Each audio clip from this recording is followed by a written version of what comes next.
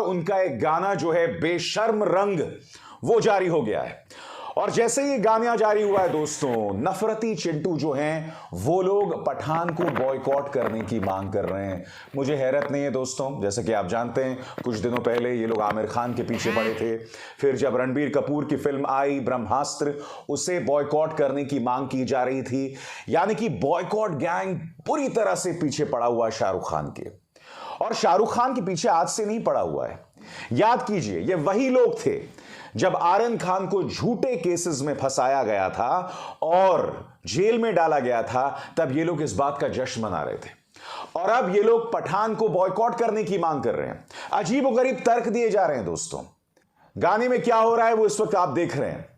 अब क्या हो रहा है कि इस गाने में से एक तस्वीर निकाली जा रही है जिसमें दीपिका पादुकोण और शाहरुख खड़े हुए हैं। इसके अंदर दीपिका पादुकोण ने भगवा वस्त्र पहने हुए हैं। अब हालांकि मैं इसे भगवा नहीं कहता हूं, ये एक रंग कर कहा जा रहा है कि देखो भगवा रंग के बारे में कहा जा रहा है बेशर्म रंग। बल्कि मैंने आपको गाना दिखाया और उसके अंदर आप देख सकते हैं दीपिका पादुकोण जो है वो डांस कर रही हैं। वो कई किस्म के कपड़े पहन रही हैं, सिर्फ वही भगवा वस्त्र नहीं पहना हुआ है उन्होंने। और उसको लेकर जो है शाहरुख खान की फिल्म बॉयकॉट करने की मांग की जा रही है कि हिंदू धर्म का अपमान है। बात वहां नहीं रुकती है, शाहरुख पर भी कई किस्म की तौमतें जड़ी जा रही हैं। आज मैं आपसे एक सवाल पूछना चाहता हूं, आप जो भगवा के नाम पर अगर इस फिल्म को बॉयकॉट करना चाहते हैं, जैसे कि ये छोटा सा नफरती चिंटू है अरुण यादव ये कह रहा है, उसी तरह से साध्वी प्राची हैं वो कह रही हैं कि बॉयकॉट की जाए इस फिल्म को, भगवा का अपमान है। मैं आपसे एक सवाल पूछना चाहता हूं, भारतीय जनता पार्टी सरकार के दो पसंदीदा अभिनेता कौन हैं? कंगना रनावत और अक्षय कुमार। चलिए आज मैं आपको कुछ तस्वीरों से आपका परिचय कराता हूं। यहां पर आप देखिए, इनकी एक फिल्म थी तनु वेड्स मनु। इसमें जो पोशाक यहां पर पहनी हुई है कंगना रनावत ने वो भी भगवा है। अब वो भगवा पहने हुए तो शराब पी रही हैं, इसके बारे में आपका क्या कहना बताइए ना। क्योंकि देखिए तनु वेड्स मनु आपने भी देखी होगी, तो इसके अंदर तो भगवा पहने हुए हैं फिर भी वो शराब पी रही हैं। अब क्या इसमें आपको धर्म का अपमान नहीं दिखाई दिया? अब आप अक्षय जी को देखिए, किस तरह से भगवा वस्त्र पहनी उनकी हीरोइंस के साथ अटखेलियां कर रहे हैं वो। इसके बारे में आपका क्या कहना है? मैं आपको ये तस्वीरें क्यों दिखा रहा हूं दोस्तों, क्योंकि जो लोग हिंदू धर्म के नाम पर ये कहते हैं ना कि शाहरुख खान आमिर खान जो है हिंदू धर्म का अपमान कर रहे हैं, ये सब ढोंग है। और मैं आपको बताता हूं क्यों ढोंग है। क्योंकि इनका खून नहीं खौलता जब कंगना रनावत इस तरह से भगवा का अपमान कर रही हो। हालांकि मुझे नहीं लगता वो भगवा का अपमान कर रही हैं, वो एक रंग है जो उन्होंने पहना हुआ है। भगवा हिंदू धर्म से भी जुड़ा हुआ है, मगर आप भगवा को वैसे भी पहन सकते हैं। मैं आपको अब एक और वीडियो दिखाना चाहता हूं। याद है किस तरह से उछल उछल के इन नफरती चिंटुओं ने कश्मीर फाइल्स का प्रचार किया था। अब याद कीजिए, ब्रह्मास्त्र को बॉयकॉट करने की क्या वजह थी? क्योंकि 11 साल पुराना रणबीर कपूर का इंटरव्यू था जिसमें वो ये कह रहे थे कि मुझे बीफ पसंद है। उसने सिर्फ एक पंक्ति कही थी, उसको लेकर इन्होंने ब्रह्मास्त्र को बॉयकॉट करने की बात वहां नहीं रुकी। जब उज्जैन के महाकाल पहुंचे थे रणबीर कपूर और आलिया भट्ट, तब हिंदुत्ववादी संगठनों ने इन्हें महाकाल में प्रवेश नहीं होने दिया। याद है कि नहीं आपको? मैं बात कर रहा था कश्मीर फाइल्स की। अब मैं आपको सुनवाता हूं कश्मीर फाइल्स के जो निर्देशक हैं विवेक अग्निहोत्री, वो खुलेआम कहता है कि मैं अब भी बीफ खाता हूं, बार बार खाता हूं। वो ये भी कहते हैं कि मुझे ये भी पता है कि बेहतरीन बीफ कहां मौजूद है। अरे ये बातें तो रणबीर कपूर ने नहीं की।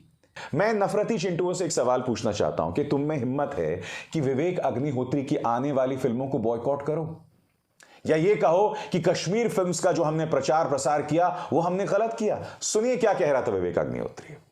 I've also written that the best beef you get where. Okay? I've written about so many things. I used to eat it then, I eat it now. Nothing has changed. अब बताइए, इसमें आपको हिंदू धर्म का अपमान नहीं दिखाई दे रहा? और बात यहां नहीं रुकती है दोस्तों, इस आदमी ने बार बार हिंदू धर्म से जुड़े जो नाम है, प्रतीक है, उनका अपमान किया है। मैं आपको उसके 3 ट्वीट्स दिखाता हूं, एक एक करके आपके स्क्रीन पर आएगा। सबसे पहले ये सीता मैया का किस तरह से अपमान कर रहा है, ये देखिए। रावण मुझे छोड़ दो, रावण भैया मुझे छोड़ दो। मतलब मजाक उड़ा रहा है ये माता सीता का। उसी तरह से द्रौपदी का मजाक उड़ा रहा है। ये देखिए, दुशासन भैया छोड़ दो चैंट्स अ मंत्र। ये क्या बकवास कर रहा है बताइए। ये सीता का अपमान कर रहा है, द्रौपदी का उपहास कर रहा है। इसके बारे में आपकी हिम्मत है कुछ कहने की? बात यहां नहीं है, इसने नारियों का किस तरह से अपमान किया है उसकी एक मिसाल देता हूं दोस्तों। इस ट्वीट को देखिए, इसका हिंदी अनुवाद क्या है मैं बताऊं आपको। इतनी शर्मनाक बातें कही है कि मुझे कहते हुए शर्म आ रही है। इसके अंदर यह कह रहा है कि नैनो के अंदर कभी भी एक लड़की के साथ गैंगरेप नहीं हो सकता। क्यों? क्योंकि नैनो बहुत छोटी गाड़ी है। यानी कि रेप जैसा जो शब्द है, दुष्कर्म जैसा जो शब्द है, जो इतना बड़ा अभिशाप है एक महिला की जिंदगी में, उसको लेकर यह आदमी मजाक उड़ा रहा है। इसको लेकर आपका खून नहीं खौलता?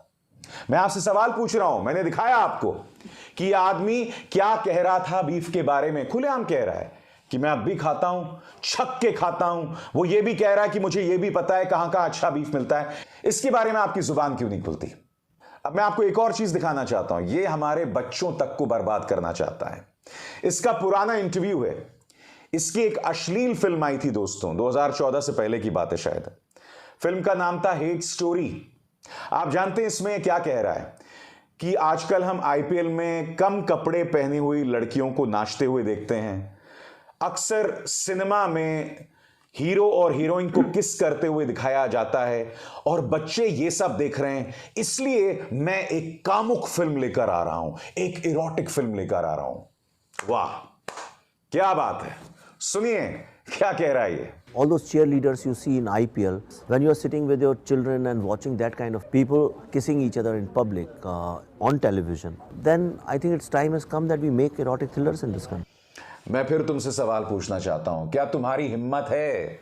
ये आदमी बीफ खाने की बात करता है, ये आदमी हमारी मां सीता और द्रौपदी का अपमान करता है, ये आदमी खुलेआम कहता है कि मैं जो है वो अश्लील फिल्में बनाऊंगा। 2014 के बाद ये पलट गया, नहीं तो जामा मस्जिद के सामने जाकर ये नमाज पढ़ता था। बताओ ना। इन लोगों ने देखा कि भारतीय जनता पार्टी और उनके प्रोपेगेंडा को फैलाकर मुझे फायदा मिल रहा है। क्योंकि ये ना भूलें, कश्मीर फाइल्स जितनी चली उसके बाद मैं आपको याद दिलाना चाहूंगा, इसने करीब 18-20 करोड़ का बंगला मुंबई में खरीद लिया। याद है कि नहीं आपको? तो इसका तो फायदा हो रहा है, मगर आप लोग अपने आप को नफरत में दफन कर रहे हो। मैं आपसे पूछना चाहता हूं ना, 3-4 साल पहले क्या कभी भी हमने शाहरुख खान को एक मुसलमान के तौर पर देखा था? बताइए। आमिर खान को एक मुसलमान के तौर पर देखा था? नहीं। हमने हमेशा उन्हें एक अभिनेता के तौर पर देखा था। और देखिए, चाहे शाहरुख हो, चाहे सलमान हो, चाहे आमिर खान हो, ये निहायत ही सेक्युलर सोच के लोग हैं। शाहरुख की पत्नी एक हिंदू है। जब भी दिवाली होती है शाहरुख उसे जोरों से मनाते हैं। और ये ना भूलें, वो अभी भी वैष्णो देवी गए हुए थे। वो मक्का मदीना भी गए थे। ये तस्वीर सामने उभर कर आई थी, ये वीडियो सामने उभर कर आया था। और वो वैष्णो देवी भी गए थे। और ये नहीं कि दुनिया को दिखाने के लिए, नहीं। इससे पहले भी पिछले 20-25 सालों से, जब से शाहरुख खान फिल्म इंडस्ट्री में हैं, वो दिवाली के दिन, होली के दिन उस त्योहार को जोरों से मनाते हैं। और किसी को दिखाने के लिए नहीं, क्योंकि हिंदू धर्म की मौजूदगी उनकी जिंदगी में है। वो खुद कहते हैं, उन्होंने इंटरव्यूज में कहा है। और शाहरुख के मुंह से कभी भी आपने कोई भी नफरती बयान नहीं सुना होगा, कभी नहीं सुना होगा। हां, एक सोच है जो कह सकती है कि अगर आमिर खान इस तरह से अपने दफ्तर में हिंदू धर्म की पूजा करते हैं, या शाहरुख जो हैं वो वैष्णो देवी जाते हैं, तो हो सकता है कि वो बॉयकॉट गैंग से डरे हुए हों, उनको मनाने की कोशिश कर रहे हों। हो सकता है, मगर हमें खुद से सवाल करना पड़ेगा कि अब तक तो हम फिल्मों को मनोरंजन के लिए देखते थे ना, हमने उसे नफरत का जरिया कब बना दिया? मैं आपसे सवाल पूछना चाहता हूं, बताओ। क्योंकि जब भी हमने शाहरुख के प्रति अपनी मोहब्बत का इजहार किया तो हमने उसे सिर्फ राहुल और राज के तौर पर देखा। आप जानते हैं, शाहरुख मुझे सिर्फ इसलिए नहीं पसंद है क्योंकि वो एक बेहतरीन अभिनेता हैं। उनकी कभी हां कभी ना मेरी सबसे पसंदीदा फिल्म है। हां, दिलवाले दुल्हनिया से ज्यादा मुझे वो फिल्म पसंद आती है। मगर उससे भी ज्यादा जब मैं शाहरुख खान को बात करते हुए सुनता हूं, जो उसकी शख्सियत में वजन है दोस्तों, वो चीज मुझे भाती है। मैं आपको एक मिसाल देना चाहता हूं। मैंने आपको उस नफरती चिंटू अरुण यादव की मिसाल दी थी, किस तरह से वो बॉयकॉट गैंग में शामिल है और बाकायदा प्रचार चला रहा है। क्योंकि देखिए, वो शायद बीजेपी हरियाणा के आईटी सेल का मुखिया हुआ करता था, अभी है या नहीं मुझे नहीं पता, मगर मैं आपको इसके पुराने ट्वीट्स दिखाना चाहता हूं दोस्तों। ये देखिए, ये भी शाहरुख खान का फैन था, कह रहा था शाहरुख आपके बाल कितने अच्छे हैं, शाहरुख आपको आपके फैंस का कितना प्यार मिलता है, ये तमाम बातें कहा करता था। मगर फिर इस नफरती चिंटू को समझ आया कि पिछले 8 सालों में नफरत को बढ़ावा देने में फायदा है, पैसे का, रुतबे का। तो ये जो है उस रैट रेस में शामिल हो गया, वरना ये भी शाहरुख खान का फैन हुआ करता था। देखिए, और 2016 में था, ये जो ट्वीट्स हैं इसके 2016 की ट्वीट्स हैं। यानी कि फिर इसको समझ आया कि नफरत के कारोबार में फायदा है और मैं उसमें शामिल हो जाऊं। मगर यह नफरती चिंटू इस बात को नहीं समझा कि तुझे तो फायदा हो रहा है, मगर इसका नुकसान देश को कितना है। तुम आमिर पे निशाना साधो, शाहरुख पे निशाना साधो, वो एक अलग बात है, मगर इस नफरत के जरिए तुम जो मेरे देश को बर्बाद कर रहे हो, उसका क्या, मुझे बताओ ना, उसका क्या। मुस्लिम एक्टर्स, मुस्लिम म्यूजिक डायरेक्टर्स, मुस्लिम डायरेक्टर्स, ये तमाम लोग हमारी फिल्म इंडस्ट्री का हिस्सा रहे हैं।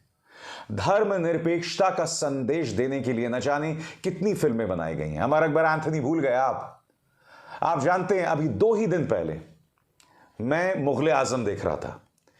कहने को ये बादशाह अकबर और उनके बेटे के बीच में जो द्वंद्व चल रही है, उस पर कहानी है। अनारकली को लेकर जिस तरह से अकबर और सलीम के बीच में संघर्ष होता है, उसको लेकर यह फिल्म है। मगर मैं चाहूंगा आप उस फिल्म को फिर से देखिए। वो फिल्म धर्मनिरपेक्षता का भी एक खूबसूरत संदेश देती है। यह था फिल्म इंडस्ट्री का इतिहास, जब इतनी खूबसूरत फिल्में बना करती थी। कहने को वो मुगलों की फिल्म है, मगर देखिए किस तरह से दुर्जन सिंह के जरिए या मान सिंह के जरिए या फिर महारानी जोधाबाई के जरिए क्या खूबसूरत संदेश मुगले आजम में दिए गए हैं। YouTube पर जाइए, आराम से वो फिल्म मिल जाएगी। ये था हमारा इतिहास, जब मुगले आजम, अमर अकबर एंथनी जैसी फिल्में बना करती थी, मगर ये लोग इस सब को बर्बाद कर देना चाहते हैं। ये लोग हमारी फिल्मों को भी नफरत का जरिया बना देना चाहते हैं, जैसे वो वाहियात फिल्म कश्मीर फाइल्स आई थी। मैं आपसे पूछना चाहता हूं, जब आप सिनेमा हॉल में जाते हैं तो आपका मकसद क्या होता है? जब आप सिनेमा हॉल में जाते हैं तो उसका मकसद होता है कि आप अपने दुख दर्द को भूलकर वहां आएं, हंसें, लुत्फ उठाएं, आंसू बहाएं। आपका मकसद यह नहीं होता है कि सिनेमा हॉल में जाकर अपने खून को जलाएं, गुस्सा हों, नाराज हों और फिल्म को देखने के बाद अपने ही देश के दूसरे नागरिकों से नफरत करें। ये लोग इसी नफरत को बढ़ा रहे हैं, इसलिए ये बॉयकॉट पठान की बात करते हैं। मगर मेरा हमेशा से मानना रहा है दोस्तों, नफरत की एक बहुत सीमित उम्र होती है। मेरे इन शब्दों पर गौर कीजिएगा, ये नफरत जरूर हारेगा और मोहब्बत जरूर जीतेगी। आज नहीं तो कल जरूर होगा दोस्तों। और फिर ये नफरती चिंटू जो हैं अपने बिलों में घुसते हुए दिखाई देंगे, बिल ढूंढ रहे होंगे कि कहां हम अपनी शक्ल को छुपाएं।